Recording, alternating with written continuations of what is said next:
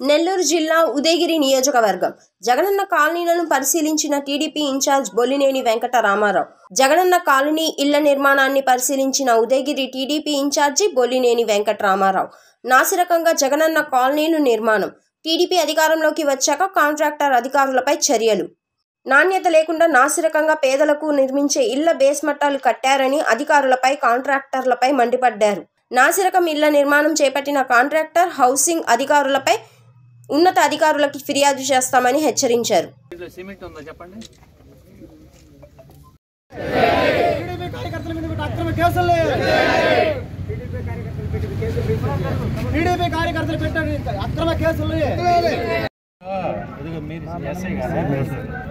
మీది మీ మీదే ఎక్కువ చెప్తున్నారు మా కంప్లైంట్ లో. అడ్డగోలుగా వన్ సైడ్ పని చేయబాకండి మీరు. అధికారం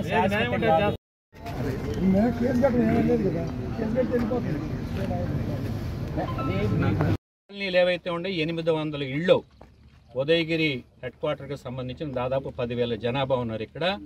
ఈ కాలనీలో ఇప్పుడు ప్రతి ఇల్లు మేము పరిశీలించాం.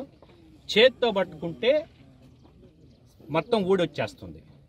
చేత్తో పట్టుకుంటే అంటే సిమెంటు, ఇసుక వేసిన కాంక్రీట్ చేత్తో పట్టుకుంటే వచ్చేస్తుంది. ఎంత దారుణమైన నాసిరకం అంటే, నేను ఒక కాంట్రాక్టర్ని, పెద్ద 30 ఏళ్ళ నుంచి నేను కాంట్రాక్ట్ చేస్తున్నా. ఇంత దారుణమైన క్వాలిటీ ఎప్పుడు ఎక్కడ చూడాల.